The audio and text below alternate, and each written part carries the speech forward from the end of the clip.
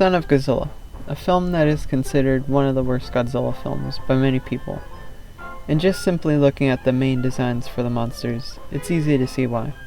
But is this film just a cheesy 60s monsters film?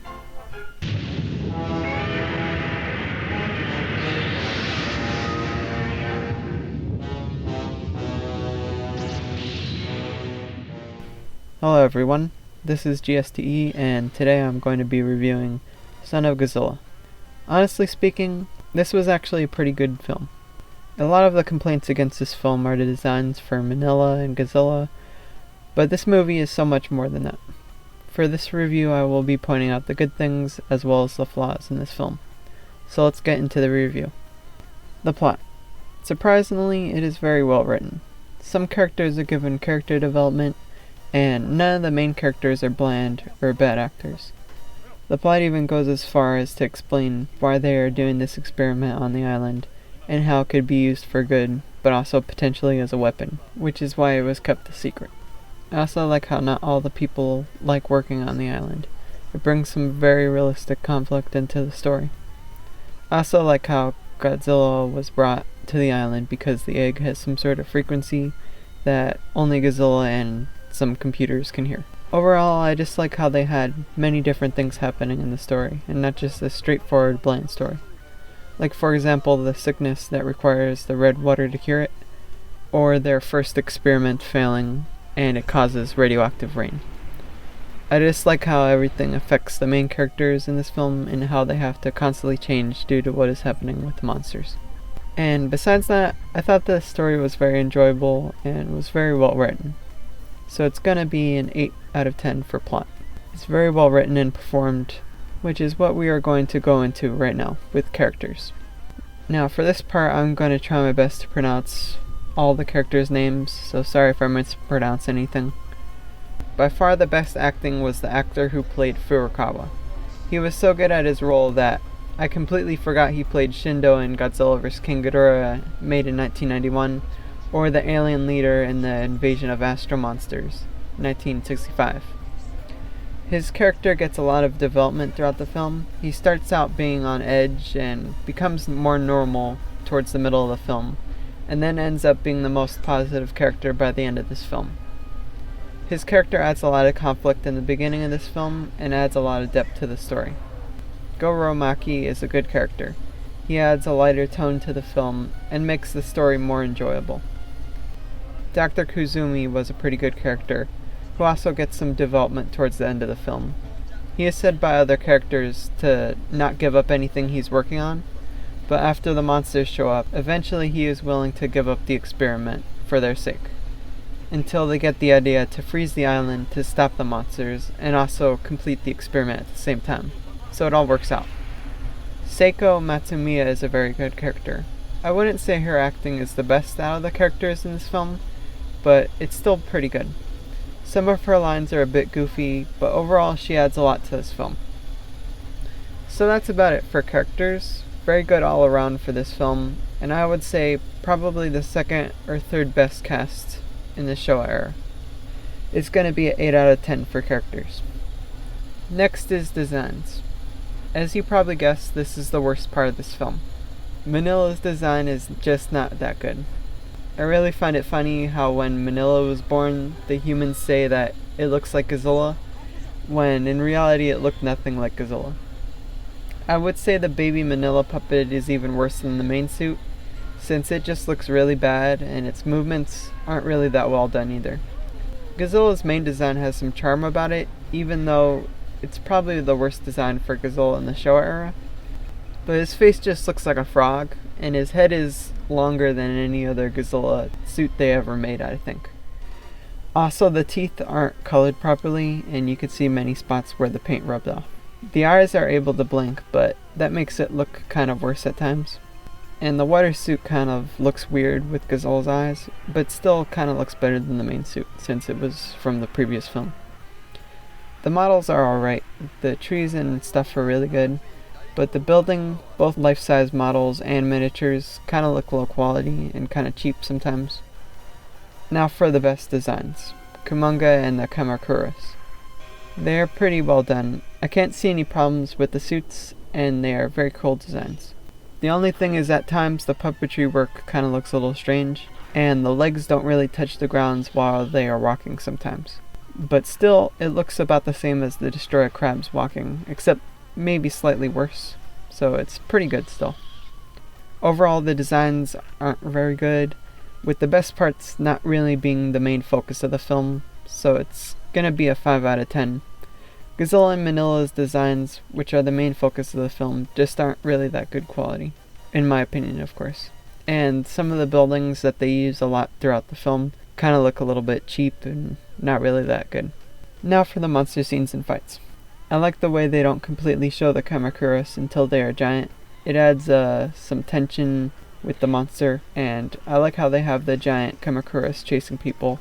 I really liked it when they all started attacking the egg at the same time and not like just different clips of the individual monsters. But some of the scenes don't really look like the wire work is being done that well, with the Kamacuras kind of moving their arms up and down at times. Godzilla's entrance out of the ocean is so much like Godzilla vs. Space Godzilla's Godzilla entrance, and that's a good thing, because I really liked his entrance in this film.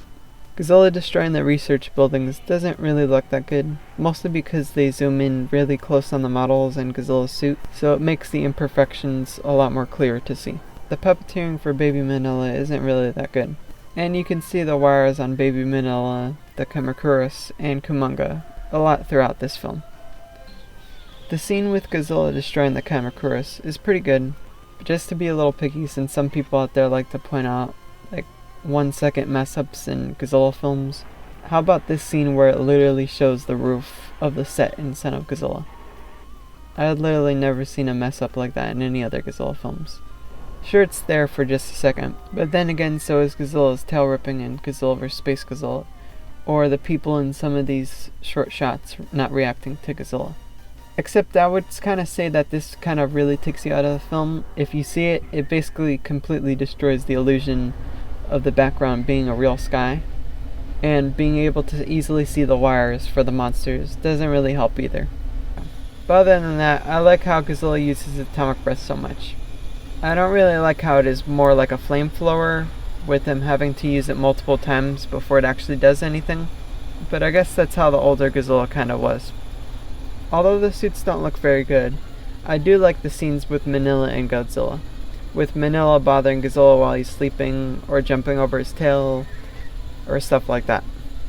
Also, the lady feeding Manila is a creative way to have the humans more connected with the monsters. Although it's pretty unrealistic since she's able to throw this fruit casually as far as a football field. I liked how they had Godzilla teaching Manila how to be a Godzilla, but this Godzilla is much worse parent than Heisei Godzilla, with Godzilla stepping on Manila's tail and threatening to hit him. But I did like how they did the smoke effect and the bubbling on the water when Godzilla or Manila used atomic breath. And the scene with Manila trying to save the lady from the Kamacuras was pretty good.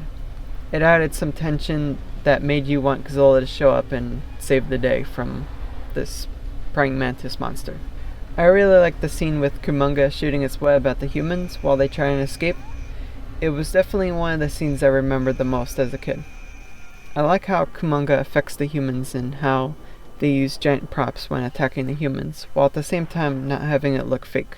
Another good scene is when Kumonga attacks Manila, destroys the Kamacuras, and then comes back to finish Manila. The scene is very tense and makes you more invested in the film. But I don't really like how when Godzilla shows up and shoots fire at Kumonga, it kinda doesn't do anything to him. And even when Godzilla shoots fire at the webbing, it doesn't really do much. I do like how it is snowing though, and how Manila and Godzilla huddle together at the end. But thinking about it, there have rarely been any snowing in Godzilla fights. The only other monster film that I can remember is Attack of Legion, where they had snow. But back to this film. The ending with the monsters is pretty wholesome, and a very good ending to this film. Overall, the fight scenes and monster scenes are pretty good, but they do suffer from many problems, as well as not being quite as entertaining as the human characters or the plot. So overall, it's going to be a 6 out of 10 for monster scenes and fights. Now for effects. I like the clouds and rain they did with the plane in the first scene in the movie.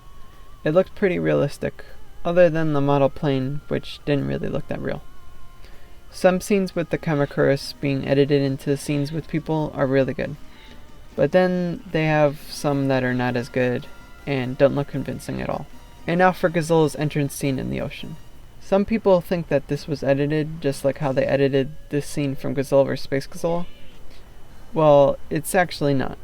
It's just a model set with the humans being edited into the scene, similar to how they did it in Mothra vs. Godzilla for the Mothra twins. Unlike how they did it in Godzilla vs. Space Godzilla, where they edited all around Godzilla for him to be in the scene. For the 60s, it would be incredibly hard for them to do that. Although it was possible, it wouldn't look as convincing, and it would be really hard to do it with the water to make it look like realistic. Godzilla's atomic breath throughout the film looks good, and it's pretty impressive that they used it so much with all the editing required. Some of the scenes with the lady feeding Manila are well edited, but then others aren't that good and look pretty cheesy. But that miniature they used for the lady is more embarrassing than the animatronic used for Godzilla Jr. in Godzilla vs. Destroy. Especially when the tree right next to her doesn't have any fruit on it. The second scene with the lady feeding Manila is a bit better, but it's still not entirely convincing, with Manila looking a bit see-through sometimes, and the edge lines around him being pretty sharp. Manila's atomic breath circles are pretty creative and well animated. Some edits with Kumonga look like they took a long time to do, but the edge lines around him move around a lot and it doesn't really look that convincing. Also, I don't really know what category to put this under, but as I said earlier, a lot of times the wires are noticeable for the monsters. The scene with the water being frozen is kinda strange since it changes scenes but keeps the island background for the same thing. But I like the other scene with the island being frozen. But that's it for effects. So overall it's going to be a 6 out of 10 for effects. There were a lot of things that didn't look that good, but also some things that looked pretty good, and some things that were alright. So overall this film was actually pretty good. It had a very good plot, with a variety of enjoyable characters, with the monster scenes and effects being alright, and the designs dragging this film down a lot. I personally like the beautiful scenery they used in this film, like showing the sunset or the moon. It reminds me a lot of Godzilla vs. Space Godzilla, where they took that a step further. I know a lot of people don't like this film because of Godzilla and Manila's design or the goofiness, but I think that the lighter tone works well for this film, and the human characters add a lot to the story. I definitely think that this film is worth rewatching again, so it's gonna be a 6.6 out of 10 for an overall score of this film. Very good film right here. While it had its problems, it's still a very good film that shows that the lighthearted Godzilla films can still be very good films. But that's about it for this review. Stay tuned for more Godzilla film reviews, and I'll see you later.